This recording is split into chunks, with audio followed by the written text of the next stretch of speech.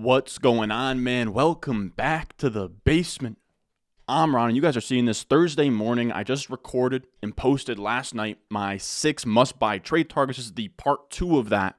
Today we're going to be talking through 7 must-sell players for Week 8 fantasy football. If you have these guys on your team, you shouldn't panic, but just kick the tires and see what you can get in return for these guys in fantasy football. We have, again, 7 players to talk through. Let's not waste any time. If you enjoy, make sure down below. Subscribe, leave a like, let's go.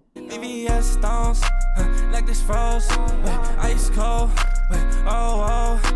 ice around my body like I'm frozen. She gon' let me.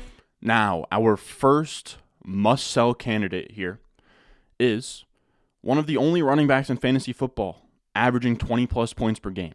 And I think people are going to be a little bit put off by the Alvin Kamara sell here. But this is just a spot where the production and the volume feels unsustainable. We are coming off of back-to-back 50-plus pass attempt games for the Saints. That is not going to be normal for them. That's not sustainable.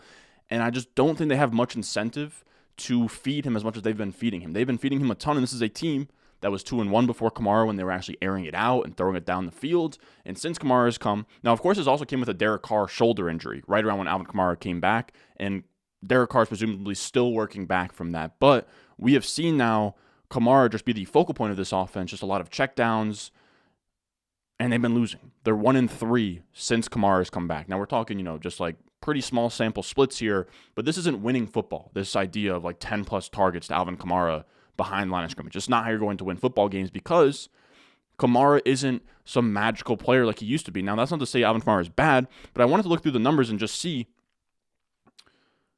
is he having a resurgence? Is he like way more efficient than he was in the past, right? If he's a missed tackles force monster, he's creating explosive plays and he's doing old Kamara things, then okay, I'll back off 20-plus points per game. That's sustainable. But when we look, it's not quite that simple. So I have this little thread. I honestly made this thread simply just for this video. So it's a little bit, it doesn't really read like a tweet, but Alvin Kamara's usage, right? So this is just his volume here. His snap percentage, 72.6%, 59% of the rush attempts, 56.8% of the routes. And we compare them to 2022, it's really not all that dissimilar, right? 72.6% of the snaps, right around 70%. 60% of the rush attempts, just about. Rush attempts are a little bit lower here. And I think that actually is going to come down, this number probably back down to the low 50s with the return of Jamal Williams. Route percentage, 57%. Last year, 57%. So nothing really changes there.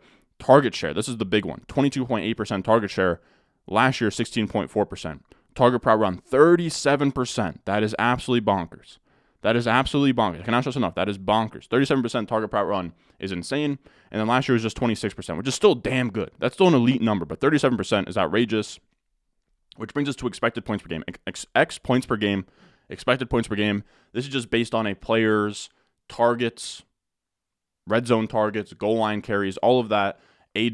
Based on your volume, how many points should you be putting up? He should be putting up 25.9 points per game. He's actually underperforming that, putting up 21.7. Last year, he was at 15.4 points per game, then 14.4. So that's a massive, massive jump. That's like 10 points per game in volume more. Now, is this just a Alvin Kamara resurgence, or is it volume-based? So I looked here, his efficiency. Through 4 weeks in 2023, negative 0.24 rushing yards over expected per attempt. So just on a per attempt basis, is he getting you what's blocked? Not really, but that's where he was at last year. He's not really been the most insane rusher of all time. Explosive touch percentage. This is just based on his receptions, his carries.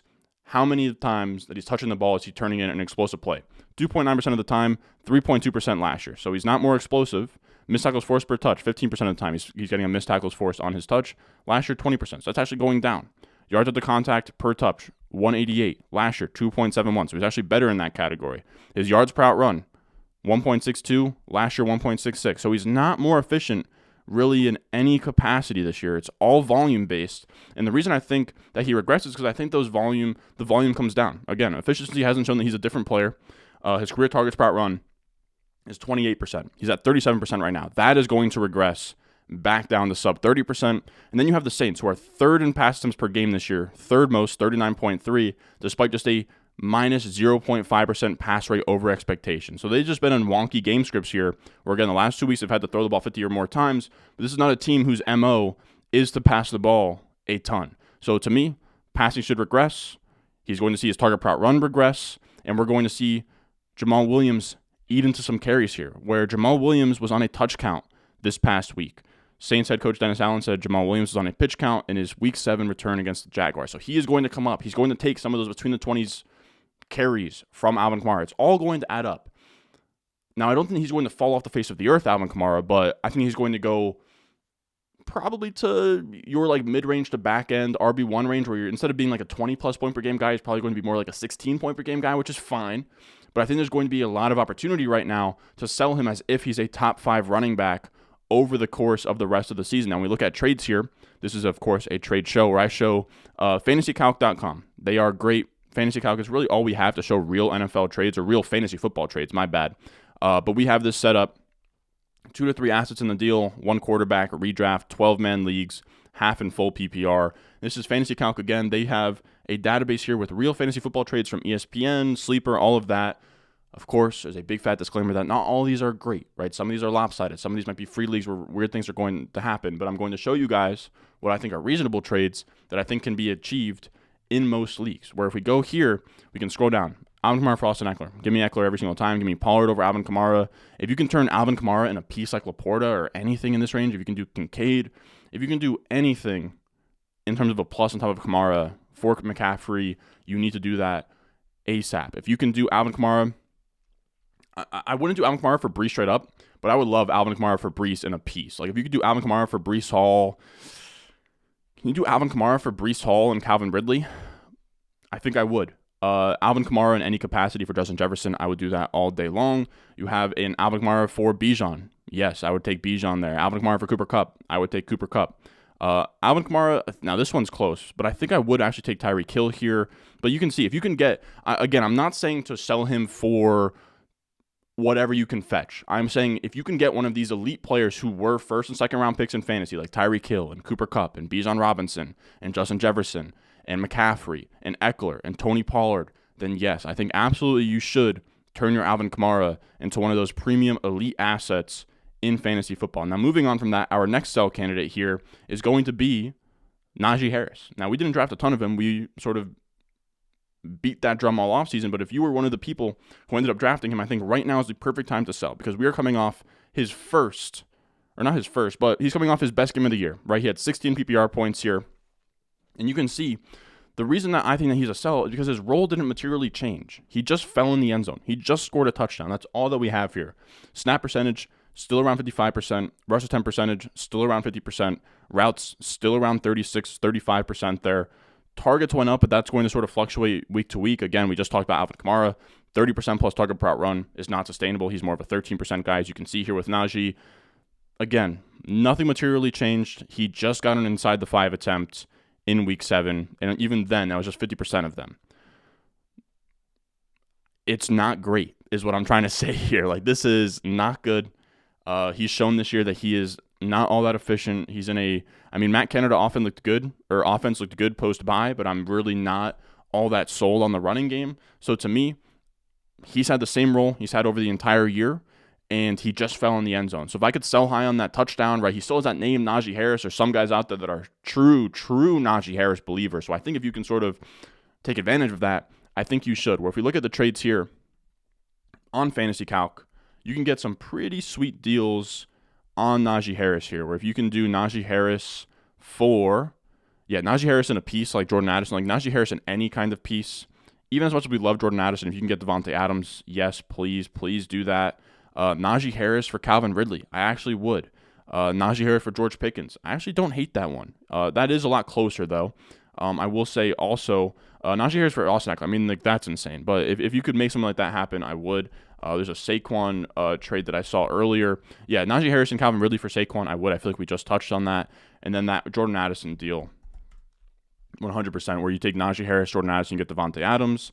And then I think there was another Addison deal as well here, where if I could do Najee Harris for Jordan Addison straight up, I 100% would. I think there's a lot of value to be had from selling Najee Harris this week. If you can add to Najee Harris and get to your, Jonathan Taylors, your Breece Halls, anything in that range, you 100% should. Now, another guy like this, where I think that I would add to them and go try and get a premium running back, would be Javonte Williams. Now, Javonte Williams, we were gassing him up on the Top 10 Lessons Learned show. He had his best game of the season, And I think that's why you want to sell here, right? He's coming off his first top 24 finish. You can see him in the middle there. PPR points, if you go week 7 all the way through PPR, you have 13, PPR ranked 20, right? So he was the RB20 on the week. And here's the issue.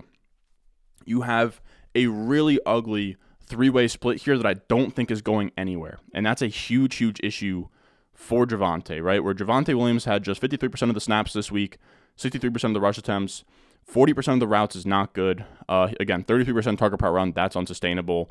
He had 18% of long down and distance stuff, 0% 2-minute drill. He is just not a passing down back within the context of this offense. And you have a pretty clean 3-way split here where Samaje is going to be out there for, your long down and distance, your 2-minute drill snaps. He's going to run a ton of routes, right? 32% of the routes this week. You have Jaleel McLaughlin is going to mix in as well. So you have a 3-way split here. Perine's too good as a satellite back to ever really be relegated from that. And Jaleel McLaughlin is too good to be eliminated from his change of pace role here because we can see, right? So Javonte, this is a tweet from Jacob Gibbs. Javonte hits season highs, snap rates, 53%, 42% route participation, but then we go down. We see Javonte Williams. Now, Javonte Williams is great, right? 3rd in avoided tackle rate, 4th in yards after contact per rush, 2nd explosive rush rate over the last month. But the only running back that ranks ahead of Javonte Williams in all 3 is Jaleel McLaughlin. Jaleel McLaughlin is electric, and he's also Sean Payton's player. So this is a 3-way split that isn't going anywhere. And the issue is that Javonte has, again, if we look at this table, he has rush attempts, not many routes, not many targets, not many long down and distance, not many 2-minute drill snaps, which means he's a between the tackles grinder that's going to benefit from positive game scripts, right? Sort of like your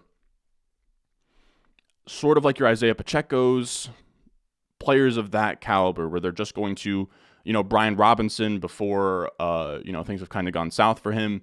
And that's the issue here because the Broncos aren't going to be leading in many games, right? They beat up on the Packers, but that's like the best game we've seen from the Broncos. They are in a division where they're going to play the Chiefs and they're going to play the Chargers.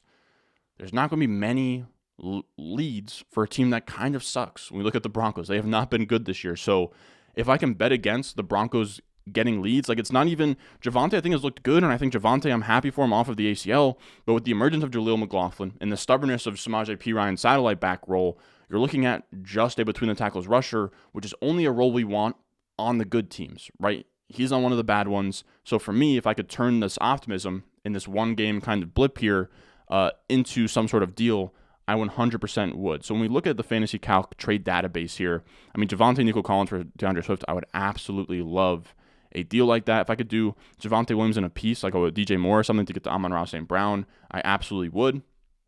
And now here's one of these deals I was talking about where you take Javonte, take another piece, get to a Saquon. You take Javonte, you take another piece, you get to Tony Pollard. Now, of course, these are actually pretty lopsided, but again, if you make something like that happen, I absolutely would. If I could do Javonte in a piece for Chris Olave, I absolutely would. Javonte in a piece for Josh Jacobs, absolutely would. Javonte in a piece for Austin Eckler, yes, please. So again, he's trading, Javonte in another piece for Bijan Robinson, yes, please. So there's a lot of deals like that out there where you add to Javonte and you get a nice upgrade. So definitely use him as a bargaining chip in that sense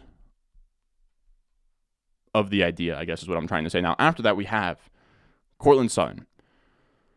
Courtland Sutton is Bronco teammate of Javonte Williams. He has 5 touchdowns in 7 games. He's running extremely hot, and that's why I'd be looking to sell. He is the wide receiver 23 in points per game right now, so he's probably trading as someone that people sort of view as a wide receiver too, but his expected points per game based on his volume is the wide receiver 48, 10.7 points per game. So that is brutal stuff. He's more of a flex play to me that I think is going to be valued like a fringe wide receiver too, and I would be looking to capitalize on that. Or if we look at what he's trading for right now, you can get what sticks out. You can get, I would take Godwin straight up for him. I would take this Sutton plus Darrell Henderson for Aaron Jones. I would do that all day long. Sutton in a piece to go get Stephon Diggs. I actually love that idea. I would trade Sutton straight up for Marquise Brown. Sutton in a piece to get to Josh Jacobs. I would actually love that. Sutton and like a James Conner to get Michael Pittman. I would actually love that as well. Sutton straight up for Jahmyr Gibbs. Yes, please. All of those look like good deals. So again, Sutton's kind of trading for a good bit. Maybe you want to wait until Judy eventually gets traded away, but I still think that he would be a sell candidate in that scenario. Now, next up, we have Amari Cooper as our next sell here. And he has tons of name value. Everyone and their mother knows who Amari Cooper is. And to me, he's very much like a poor man's Garrett Wilson, where this is a good wide receiver, but he is in a pretty brutal offense. The environment's bad, right, where the defense is so good that you're going to have like kind of boring game environments. I know the last one against the Colts was crazy, but it's not going to be like that every single week. He's severely hindered by his quarterback play because we can see Deshaun Watson's already been ruled out. So now we're talking through P.J. Walker. And P.J. Walker's been like, okay, but when we look at EPA per play and we sort the top 40 quarterbacks, we're talking 29th of 40 in Deshaun Watson. We're talking 39th of 40 in P.J. Walker. We're talking 40th of 40 in Dorian Thompson-Robinson. So it's just tough. Like, we're talking Zach Wilson level bad quarterback play, which is pretty brutal for a guy in Amari Cooper to actually be very, very good. Now, the upside here is that Deshaun Watson comes back. The issue is that he has a shoulder injury that is really brutal to deal with.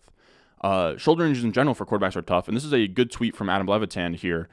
He's one of the established run guys, and these are just some clips from this past weekend. But like, Deshaun Watson has zero zip on the ball, man. I mean, he just like it looks like if this was Madden, his throw power is like 45 right now. That's really the only way I can describe this. Like, he just completely like fluffs that screen. The screen was blown up, to be fair, but there's just zero zip on the ball at all. Like, he's not really throwing it as far as he needs to throw it, right? Like, here he's out there, and it's just like it just completely like that receiver's open, and he just underthrows it. Just like, I just don't think he has the juice in his arm right now because of the shoulder injury. And we saw with like Anthony Richardson got shut down for a very similar injury here. I think Deshaun Watson, if they didn't have so much money tied up in him that and so many like expectations for him to actually play this year, that he would get shut down. It's just tough, man. I mean, he needs his right shoulder to throw. Right now, he has zero juice, zero, throw power or whatever you want to call it. There is nothing there. Like the arm strength is really bad, and I don't really see it rebounding anytime soon, right? Again, he is inactive this week. He spent a bunch of weeks rehabbing. It didn't really fix anything. So I have a tough time saying that Deshaun Watson's going to come back and bounce back in any way, which means you're stuck with either a noodle arm Deshaun Watson or the bottom two quarterbacks in the NFL right now for Amari Cooper. So again, if I could sell the name value of Amari Cooper, I would. And again, it's not even really anything that's like Amari Cooper's fault. Like, Amari Cooper is a good player. He had like a 100+ yard game the other week, which I think you could maybe sell in that goodwill. There's a lot of good things you can have for Amari Cooper right now, where if I could find a way to get this on the screen right now, I don't know what happened here. Should be able to. All right, give me 2 seconds. All right, there we go. All right, so we are in here. So you have Amari Cooper plus Joe Mixon to get Davante Adams. I actually like that a ton. What else can you do here? What else actually seems kind of reasonable? Amari Cooper and Zach Moss for Pacheco, if I like needed that route, I think I would. Amari Cooper for Marquise Brown straight up, I absolutely would do that. You can also do him straight up for nothing else that really sticks out. Amari Cooper straight up for Aaron Jones, I would 100% do that. I saw like a Marquise Brown deal. Yeah, if I could do Amari Cooper straight up for Marquise Brown, I would. If I could do him straight up for, I think that there was on the next page like a Mike Evans deal. Amari Cooper for Mike Evans all day. Amari Cooper for T. Higgins all day. So there's some deals out there that you can still get. Again, like Amari Cooper for T. Higgins, Amari Cooper for Nico Collins, any deal like that. Cooper for Marquise Brown all day long. Now we have a little bit of a twofer here for our last trade targets or sell candidates here. And that's just, it's not anything too fancy. It's DeOnta Foreman and Gus Edwards. Most of the time, you're not going to be able to get anything for these guys, but both of them just had their first top 12 finishes of the year. If anyone wants to buy the flash in the pan, tell them to go ahead here. You have first, the Ravens split's been unpredictable all year. Keaton Mitchell's in the mix. Justice Hill's in the mix. They might be trading for Derrick Henry. Boom. Get him out of here if anybody wants to pay up for him. And then you have DeOnta Foreman, who looked good, but Roschon Johnson's going to be back in the mix this week. You're going to then have Khalil Herbert back in the mix when he gets back from injury. There's a lot going on there. So if I could sell either for, like, honestly anything, I would. And I honestly haven't even really checked what you can fetch for either of them. When we look at Gus Edwards, Gus Edwards for Gabe Davis. Like, again, like if you can just get anything, Gus Edwards and a piece to get Zay Flowers, I would. Gus Edwards for Josh Downs straight up, sure. Gus Edwards and a piece to get Nico Collins, I think I would. Gus Edwards for Rashee Rice straight up. Yes, please. Gus Edwards for, I don't mind the Hopkins one here. If you could do Gus Edwards for Calvin Ridley, I mean, God bless. Gus Edwards for T. Higgins again. So there's a lot to be had here. I mean, again, we're sort of going dumpster diving. Maybe add a piece to Gus Edwards. I think that's kind of the rule of thumb here is like you're going to want to add a piece to go get things. I wouldn't do this, but you're going to add a piece and try and, get a little bit of an upgrade here. If you look at D'Onta Foreman as well, you can see D'Onta Foreman and Puka Nacua for Pollard. It's actually a lot closer than you'd think. But like D'Onta Foreman and Josh Palmer for DK Metcalf. Yes. Like anything like that. D'Onta Foreman and Miles Sanders go get Thielen. Yes, please. What else? Like something else where you sort of add and you get something else on top. D'Onta Foreman for Tyjae Spears straight up like isn't terrible. But you can also do D'Onta Foreman. Is there anything else that sticks out here? D'Onta Foreman and Christian Watson for Thielen. I don't think I would. But yeah, again, if you can just add something to D'Onta Foreman and get something on top, definitely see what you can do out there and just sort of squeeze him in the back of deals if anybody is sort of down bad at running back. I'd imagine that there are some deals to be had out there, but nothing too crazy. Now, that is going to do it for us today, fellas. As always, if you enjoy, make sure down below, subscribe, leave a like, and also, I have my entire rest of season rankings ready to go. They are live. Patreon.com/RonStewart. You can find them there. My rest of season rankings, my weekly rankings, my waiver wire article every week. It's all on there. I'll have a link in the description in the comment section down below. But again, if you can't support there, leave a like, subscribe, and I will see you guys in the next one.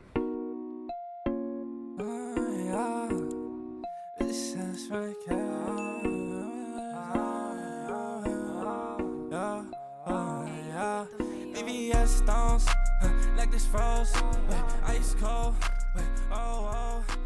ice around my body like I'm